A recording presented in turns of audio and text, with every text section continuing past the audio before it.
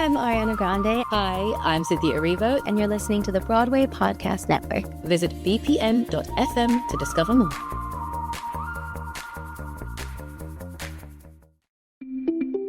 Hi, friends. It's Susan Blackwell and Laura Camien from The Spark File, your friendly neighborhood creativity coaches. We help creatives just like you clarify and accomplish your creative goals. If one of your goals has been cultivating more creativity in your life, but your consistency has been, let's say, elusive, we might have the support you need. The Spark File Creative Community. If you've been curious about the Spark File experience, but you haven't had the time or resources to invest in a full coaching program, the Spark File Creative Community might be the perfect fit. The Spark File Creative Community is where your ideas get nurtured, your practice becomes consistent, and your creativity gains traction with daily sparks, weekly labs, monthly coaching sessions, real momentum, and actual humans who care about your work. Because around here, we always say, everyone is creative, but smart creatives don't go it alone. So come fan your creative flames with us. Monthly or annual pricing is available. Plus, it's risk-free because your first 14 days are free. Come take a look-see. Learn more about the SparkFile Creative Community at thesparkfile.com.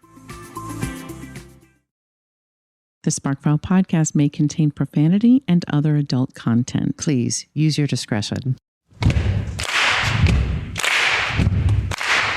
When I bump into something that inspires me, I dump it in my spark file. Could be something that I want to make or how I want to be. I pump it in my spark file. I jump into my spark file. Let's open up the spark file. Welcome to the Spark File, where we believe that everyone is creative, but smart creatives, they don't go it alone. I'm Laura Camien. And I'm Susan Blackwell, and we are creativity coaches who help people clarify and accomplish their creative goals. You want to know something cool?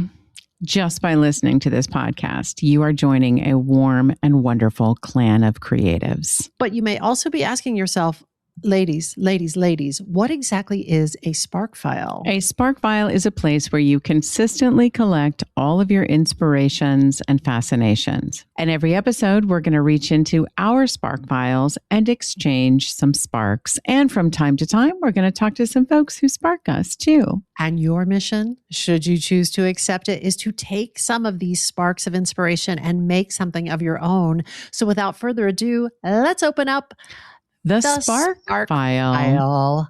Hi, Laura Camien. Hello, Susie Blackwell. How are you doing? I'm good, Laura. Yeah? It's Friday. It's Friday. We typically record the podcast on Fridays, and sometimes it is the last thing we do on a Friday. And so I have such a TGIF feeling right now. You are ready for the weekend. I don't blame you. Yeah. How are you feeling? I'm good, but you know what? I'm going to tell you a whole lot about my feelings in this spark. I'll tell you that. So I don't want to, jump my spark. Okay. But yeah, pretty good. I'm excited to record today. And it's a gorgeous day in New York City. It is spring in New York. Spring has sprung and it's pretty glorious. Yeah. Yeah, I'm grateful for that. I am deeply grateful for that. Is there anything we need to talk about? Let's spark it up. Let's spark it up, Suze. I'm excited. I always get a little sneak preview of the title of Laura's Spark. So I'm very excited to hear this spark because the title of your spark today, Laura Camien, is The Feel Good Formula, Susan. I like the sound of it, Laura. I like the sound of it too. I'm going to tell you a little bit about what necessitated this spark. What was the impetus behind this spark? I think honestly, it's no big surprise. This is no grand reveal for anybody, but sometimes when I'm thinking about inspiration or sparks for the podcast, I just have to start with where I'm at personally. Yeah. And like Yes. specifically, this is what I'm sitting in right now, And so I start there, and that's kind of where I begin my search. And I have been struggling lately, Susan. I have been going through it, and I know you know that because you have been present for all of it. Like you get to ride in the passenger seat 24/7. How fun is that?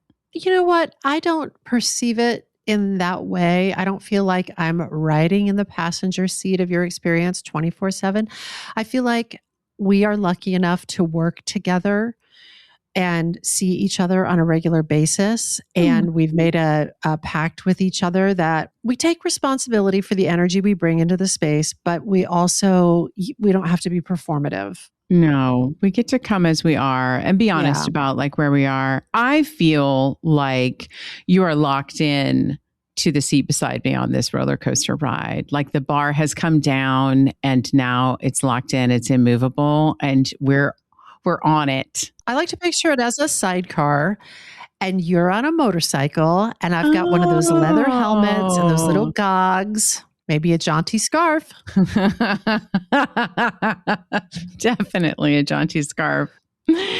So I say all of this. I don't want to alarm anybody. I'm hoping by the time this episode airs, I'm going to be like, oh, was I feeling down at the time? Maybe I'll be in a totally different frame of mind. But today, in this moment, and for the past few weeks, honestly, I've been struggling through it. And you said a fancy word the other day, Suze, that I'm like, oh yeah. And I came across it in print and I was very proud because I knew the word thanks to you. But it was the word for like your senses are dull and you can't feel. Anhedonic or anhedonia. Yeah. Anhedonia is what I came across in writing the other day. Which is also a great drag queen name. Welcome to the stage, Anhedonia. Yes, that feeling or lack of feeling. That is just, the numbness that the world around us. So seriously, like talking to me these days could be just like, you're just basically like, it's a gamble. It's a gamble if you're just turning on a faucet. Like, don't even ask me how I am if you are not prepared for like a teary answer. It's not dramatic. It's just a general malaise. You know what I mean? It's like, even as I say it, I'm like, how boring, how absolutely pedestrian. I even have judgments about my sadness. That's what's going on over here. So usually this kind of feeling will lead me to think about all of the tools that we have shared, like on this podcast and the tools that we talk about in the SparkFile courses, from EFT tapping to meditation to long walks to process tears, all of it. And I lean into all of those things, whenever needed, 100%. But I was thinking about this season and the sparks I've already done, and I was kind of reflecting on how interested I have been recently in learning about how my own brain works, from the episodes on uncertainty and possibility, expansion anxiety, the shadow self, et cetera, et cetera. Yeah. And we have a pretty good understanding of how some of these more challenging things are experienced in our brain. Like you and I and all SparkFile community members, like I think we have a grasp on the whole chemical cocktail that floods our brain when we feel fear, for example, or when we take a creative risk. And we talk all about how to manage all of that adrenaline and cortisol in our SparkFile courses. Learning about all of those tools, like without a doubt, has been a true game changer for me. But I started to wonder if maybe I should also learn a little bit more about the ways in which our brain actively helps us to feel better when we work with our brain, right? Because we do have built-in systems designed to give us a natural boost. Sometimes these little helpers are called the happiness hormones, but I don't really like that name because we know that our brain is not designed for happiness. It's not against it, but our brain is actually designed for survival and protection. That is a good thing. That is why we are alive. But the brain does have systems of reward and motivation that guide us to do the things that we need to do to keep ourselves happy and healthy, alive and well. And the cool thing is, when you're aware of how these hormones are activated, you can give yourself a little natural high just by making certain choices. The human body, the human brain, friends, I'm marveling at it. Free drugs, everybody. Free drugs. Free drugs. So to give credit where credit is due, I got a bunch of this information from a couple of different National Geographic magazine articles by Daryl Austin and a book called Habits of a Happy Brain by Loretta Graziano Bruning. Nice. Yeah. So it turns out, Suze, there are 4 key feel-good chemicals that our brain releases to help us regulate good vibes. The biggies are dopamine, serotonin, endorphins, and oxytocin. They each do specifically different things, and different activities trigger each one. However, new research suggests that they interact more closely than we previously understood, meaning emotional well-being depends on balancing all of these hormones, not just boosting one of them at a time. Yeah. Right? Yeah. I should also pause and mention that for some people, there may be extenuating factors affecting their ability to produce or metabolize these hormones. For some people, that is when prescribed medication can be useful. But in a healthy, fully functioning brain, certain behaviors can help to trigger these natural hormones, and understanding those triggers that naturally activate each chemical release can be super helpful. Yeah. So I thought I would just share a little bit, first of all, about these 4 feel-good hormones. I am so deeply into this. I'm so happy to hear you say that. I'm so glad. You're going to love the first one, because the first one, you've already taken us into a deep dive about it. So we're going to talk about dopamine first and how we are rewarded by it. Dopamine, it's a hot topic. It's got a bit of a reputation these days. It's complicated. Yeah.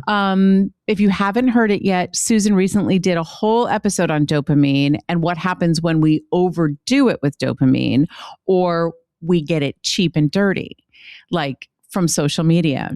Yeah. We are learning the negative effects of flooding our brains with unearned dopamine. What do I mean by unearned dopamine? Well, you have to understand, dopamine is intended to be a reward hormone. It can motivate the pursuit of something meaningful, and it can be the hormone released to reward us when we accomplish the thing we wanted to accomplish. Yeah. Recent research actually shows that high effort tasks, such as finishing a challenging workout or completing a difficult project, doing something you didn't think you would be able to do, actually produces a stronger reward release of dopamine than activities that are easier, like scrolling on your phone. So you'll get more out of it by earning it, is one thing. But that helps to explain why achievements earned through challenge often feel deeper and more satisfying than that instant gratification, right? They sure do. So dopamine has a bit of a bad rap, but that's because so many products have been created to deliver dopamine to our brains without any effort on our part. That's scrolling our phones, that's eating processed foods. There's so many things that are designed to trigger the dopamine in our brain without the effort. And we don't have the willpower. Like truly, there's not enough willpower in the world to combat all of these intentionally addictive activities. Mm-hmm. When we get an excess of dopamine and we get it too frequently without effort, the brain may respond by reducing dopamine receptors, which will dull the motivation system. Yeah. So that's what we mean by, like, when you get it cheap and dirty, you're actually hurting yourself in a number of ways because you are now inhibiting your ability to really produce it naturally or to feel motivated to do anything about it. So in that case, sometimes meaningful activities can lose their appeal, leading to anhedonia. Welcome to the stage, anhedonia. Anhedonia. Anhedonia in the house. Anhedonia is a state in which ordinary pleasures feel flat or unrewarding.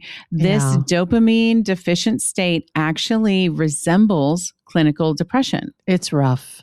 That's rough. So that's what we don't want. But when we get our dopamine in a healthy way, the hormone does all kinds of good things for us. In addition to providing motivation and inspiration to do things, it also influences blood pressure, sleep regulation, digestion, kidney function, and immune activity. We want it. We want the dopamine. We just want to have earned it.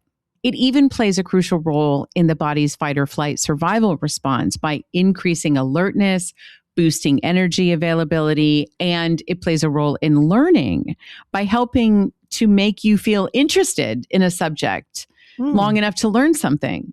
Yeah. And it helps regulate your attention. So some really simple ways to increase your natural dopamine production. Number one, move your body. Exercise in any way that you enjoy. This is not about like, oh, I must have a routine at the gym. I must be doing a particular thing. No, move your body in any way that you enjoy. Yeah. Certain foods such as nuts, seeds, dairy, meat, bananas, avocados, they help to increase the building blocks of dopamine in your brain. And number three is goal setting. Setting goals and breaking them into small steps, which can help create a nice, steady, sustainable release of the hormone. The beauty of a to-do list, friends, it literally helps release a healthy little puff of dopamine that you earned. Which is why when we say, like, if you're really down low, make a little to-do list that includes like brush teeth, take vitamins, like these simple, tiny things, but then you can cross them off the list. I did, in fact, do that. And you can give yourself an earned bit of dopamine. Yeah.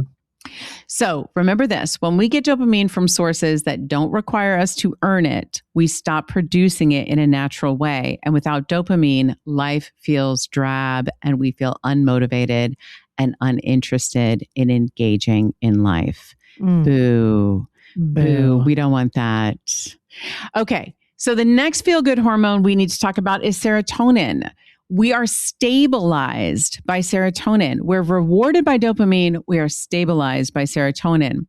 Serotonin is known as the natural mood booster. Low concentrations of serotonin in our system have been linked to depression, which is why there are some antidepressants that help people feel better specifically by increasing serotonin levels.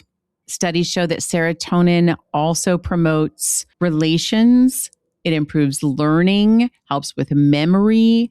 It even helps regulate reward seeking by promoting patience and long-term thinking, which is another way of saying that we need serotonin in order to fight off those cheap dopamine behaviors. Literally, they work together. We need it. Have I mentioned that, how important it is to keep all of these hormones in balance? They truly help us most when they're able to work together. So how do we get more serotonin in our system? It's so easy. More time in the sunshine, friends. More time in the sun. You know, all of those like biohackers that you'll see online being like, first thing you need to do in the morning is go outside, get sun on your eyelids, like close your eyes and just bask in the sunshine. They're all about it. And it's because of serotonin. Also moving your body, meditation. And you know what else? This is cool. Becoming self-sufficient can increase serotonin. So literally learning to trust your own ability to meet your needs will reward you with serotonin. Isn't the human body amazing? Yes. And I also will say that some of the things that you just cited to stabilize serotonin, or I might be getting that wrong, serotonin is the stabilizer, is meditation and exercise both help regulate dopamine as well. Yes, that's right. That's right. There's overlap in all of these. And But the thing that I always keep bumping into is it really does come down to these very simple sort of very natural tenets, not to jump your spark, but I'm just like, God, it always comes back to eat healthily, mostly plants, not too much, get some sun on your face, exercise, hug somebody. Yeah, we'll talk some more about those as we go through these. But yeah, that doesn't surprise me at all, because the way our lives have evolved is the opposite of natural. Yes. We have evolved to not use our body, Yes, Wally. Yeah, exactly. Somebody decided that like pressing a button and having everything done for us was going to be ideal, when it's actually the opposite. Yeah. It's the opposite. Okay, so we have been rewarded by dopamine, stabilized by serotonin. Now let's talk about how relieved we can be by endorphins. Endorphins are our natural painkillers. They mask pain, they help reduce stress and improve mood. So when my dad was coaching cross country, and we were like, when you're like, oh God, you are struggling up a hill, moving slowly, like you feel like you're in slow motion. Like, I know I am running, but somehow the top of this hill does not seem to be getting any closer. He would yell things like, dig, run through the pain, which I now realize, like, oh my God, my dad was talking about all of life, not just this cross country race. Run through the pain. Thank you, Dad. The wisdom of Coach Camien. So run through the pain. And I learned while creating this spark for this episode that endorphins are what help us dig. Endorphins are what activated in those moments that would help us push through the pain of sprinting up a hill or anything else that's tough to do. It's endorphins. Like, okay, this is painful. It hurts. I want to finish it. I need to keep going. Endorphins are going to come to the rescue. Endorphins are released through exercise, moving our bodies. They also are released through experiencing entertainment like music, movies, and through laughter. Really? Yes. All of that can release endorphins. Think about it. Like when you watch an amazing piece of art and you have a bit of a high, yes, or, and you're feeling like transcendent in some way, or laughing actually triggers really deep muscles that don't get a lot of activation. But when they do, we get a burst of endorphins. You want to know one other thing that gives us endorphins, Suze? Physical touch and social connection. Oh, God. That for me, that is like a huge source of it. When I go out with a friend and we have like a great conversation, and I just like walk home feeling like I am floating on a cloud. That's endorphins. That makes so much sense. Right? And so you're boosting your own endorphins within yourself and strengthening emotional bonds with other human beings. It's really quite a gift. So far, I'm liking everything that these feel-good hormones do for us. I need all of them. I'm like, yes, I want. Yeah. The last one is oxytocin. We are socially connected by oxytocin. Yes. Oxytocin was once dubbed the love hormone, which sounds awesome, but it turns out that it is so much more than that. Oxytocin also helps improve social interactions, motivates us to find and develop deeper connections with others. And in that way, the hormone assists humans in the same way that it helps animals. When an animal gets too isolated, they are at their most vulnerable. Like a predator can come along and wipe them out instantly. They're all alone in it. For humans, isolation naturally triggers negative emotions as well. Oxytocin triggers a good feeling when the animal or the human returns to the safety of social support. Yes. I feel like that's been another theme throughout this season and possibly last season too, of just this like community and connection with others. So important. So important. So some seriously lovely ways to increase oxytocin are holding hands, Hugging. Is there anything better than an enormous hug? I think not. Well, okay, maybe next on the list might be, depending on who you're with, sex. Sex, Susan. Sex is another way to trigger the release of oxytocin.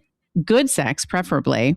Yep. But after I read this, I got curious about this because I was like, wait a second. I wonder if you have to have an orgasm in order for oxytocin to be released. I wouldn't think so. The answer is no. No, you do not. Although an orgasm does give you a blast of oxytocin. Oh. The good news is all the other things that we do when having sex also release it. So have at it, folks. Have fun, be safe, make good choices. Get that oxytocin. Get that oxytocin. Get it, girl. So those are the 4 main feel-good chemicals in our brain. And to recap, it is good to keep them in balance and to gain the release of those chemicals by moving our bodies, sitting in the sunshine, eating certain foods, setting goals, completing them, and having truly connected social time with other human beings. It's also good to remember that it is not the goal to have all these chemicals pumping through us nonstop. In fact, in order to do their jobs, they have to turn off for a while so that the next time the opportunity arises, they can make an impact. As the author of Habits of a Happy Brain says, if a lion's dopamine were always on, it would run after everything and it wouldn't have the energy to prevail when it saw a good prospect. It would already be, burnt out. Yeah. You can't have the engine running all the time. I thought that was really, really good info, all of that. But this is a creativity podcast, Suze. So I wanted to ask the question, what do we make of this, creatively speaking? One thing that I noticed is that creative endeavors were not mentioned in these articles or on these particular lists. And I thought that was odd because I know I get seriously good feelings whenever I engage in acts of creativity. Yes. So I went on a search for the answer to this question. Does being creative trigger the release of dopamine, serotonin, endorphins, or oxytocin? Love this. You're going to love this answer because the amazing news is engaging in creative activities triggers the release of all 4 of these happy chemicals. All 4, dopamine, serotonin, oxytocin, and endorphins. This happy neurochemical cascade occurs primarily during a state of flow, which is when we're in creative flow, in the process, intense focus and enjoyment. We have this all the time in the Spark File and in our creativity labs when people you go in for 60 minutes of intense focus and people come out and you're like, oh, that was 60 minutes? You're kidding me. And everybody's all abuzz and just feeling amazing because they had gotten into flow. Yeah. So a 2016 study in the Journal of Positive Psychology said that even small-time creative pursuits like cooking, knitting, even doodling can influence your overall well-being for the better. So we're not talking about a masterpiece here. We are not talking about I'll only get these chemicals flowing in me if I create the greatest work of art that I possibly can.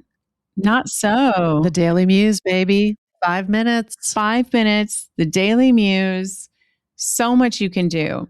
And if you have not already read Martha Beck's book, Beyond Anxiety, it is all about how creativity is the antidote to anxiety.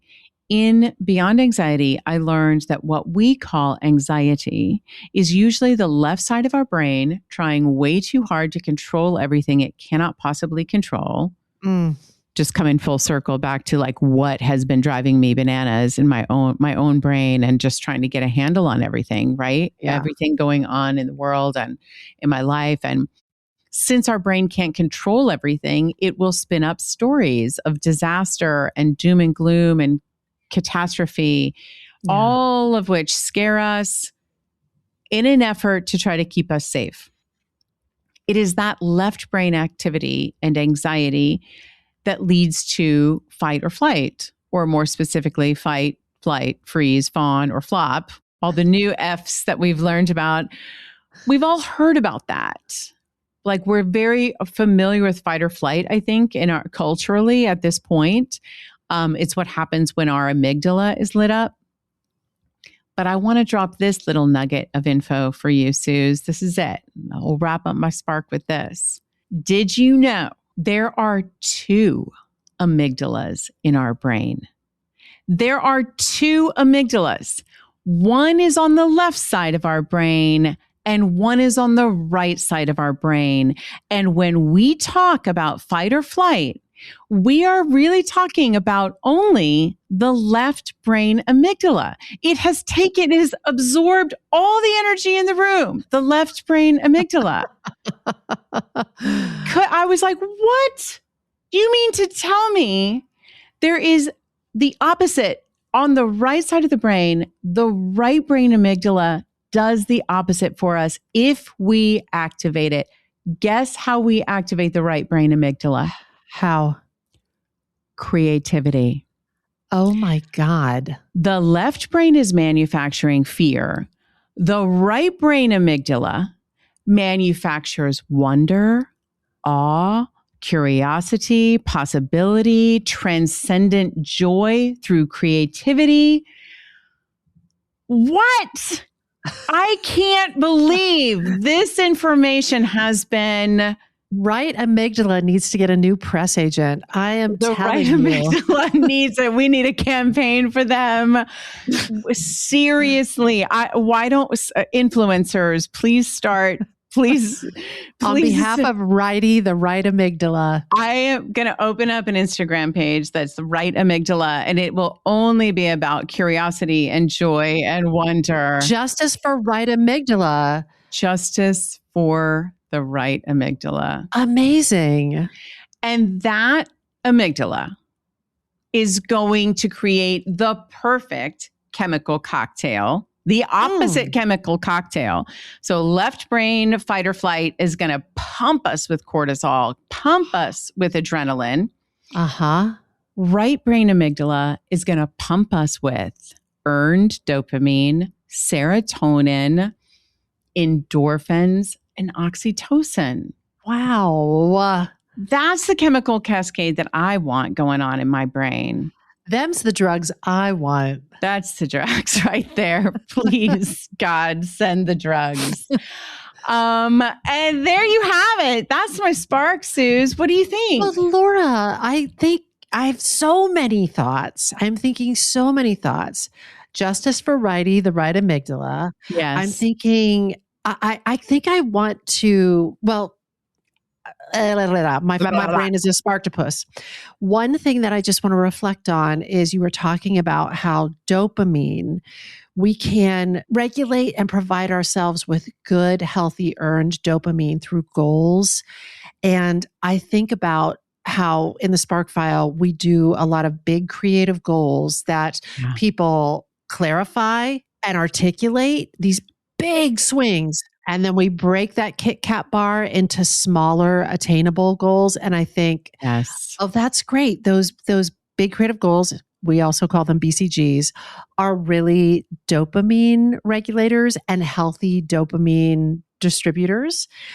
I think about if you go with somebody you really like to go see a really great show.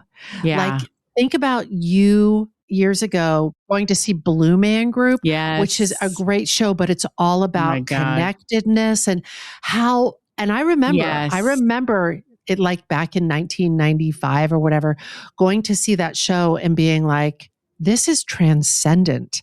This is life-changing. Yeah. What a wild thing to say about a show, but it was tapping into all of these chemicals. All of these 100%. Eventually, we even did a piece about oxytocin, in the later years of the show, there was actually a piece about oxytocin because I think, we became more aware of it as well. But yes, Susan, and I'm just thinking about, like, I'm having a total moment of gratitude because of the thousands of times I got to see that show.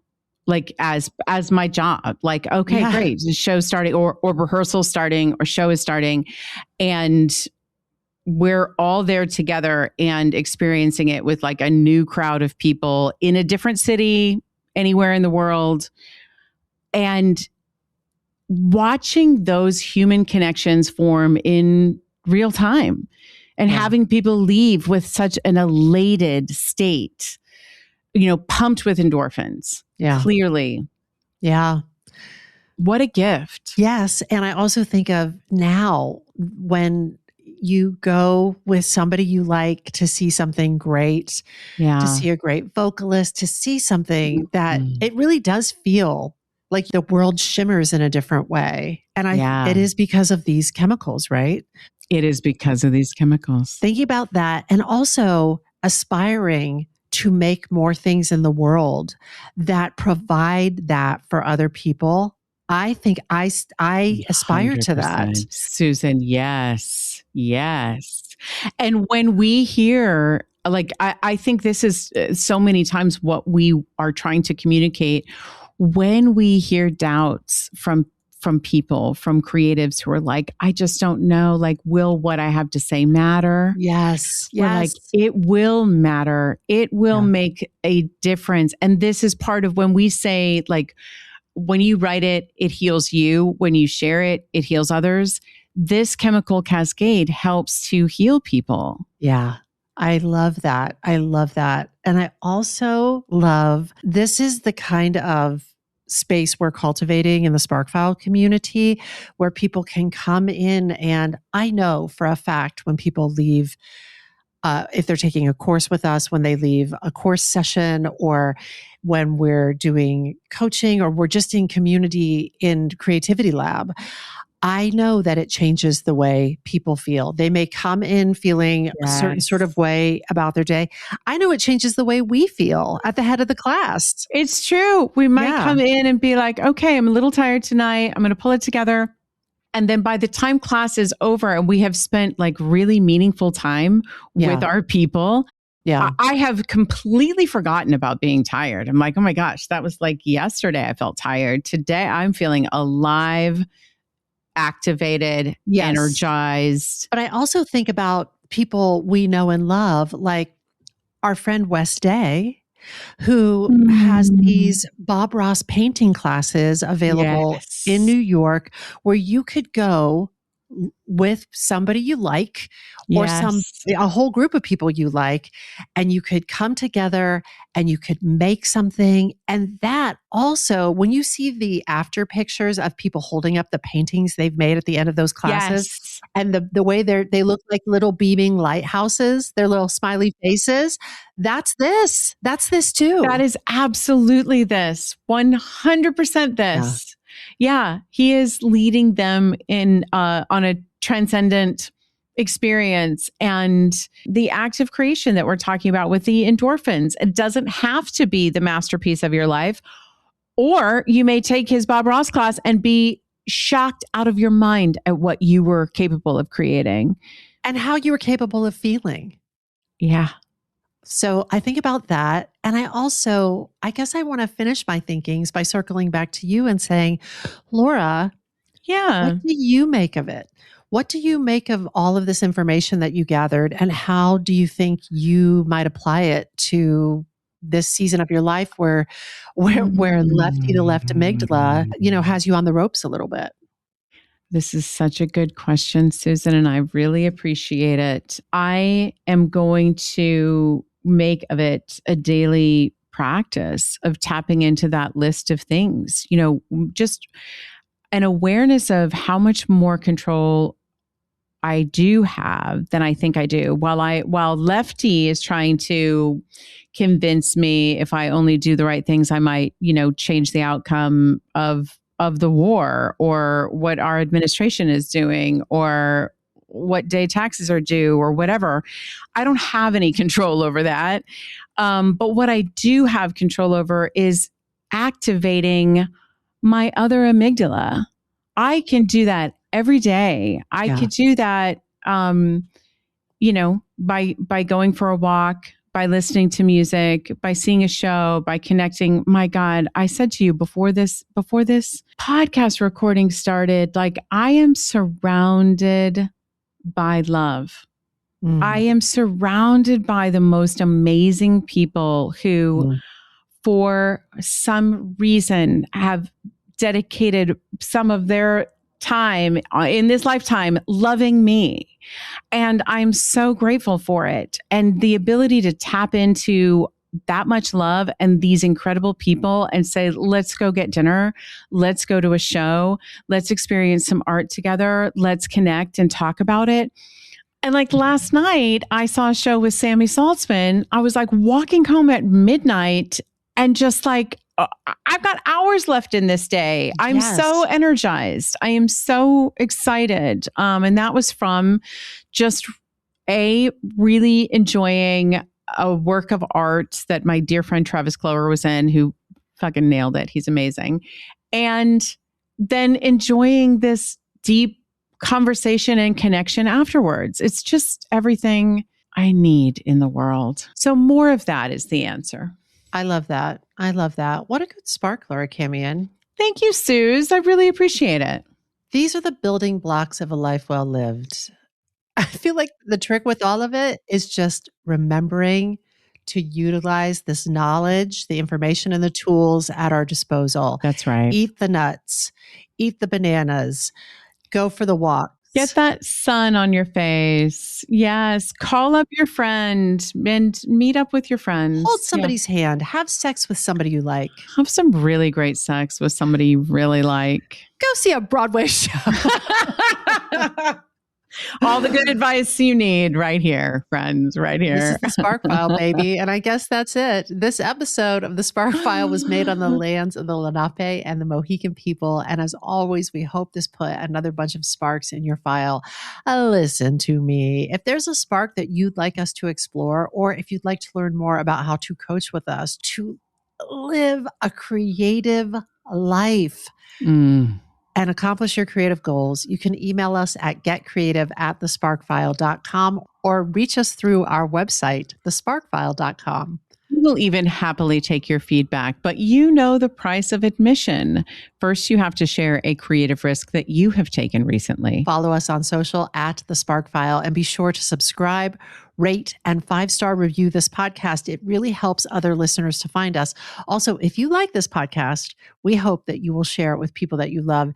And if you didn't like it, you can take your left amygdala and get the hell out of here. Justice for writing. Justice for writing. Justice for writing.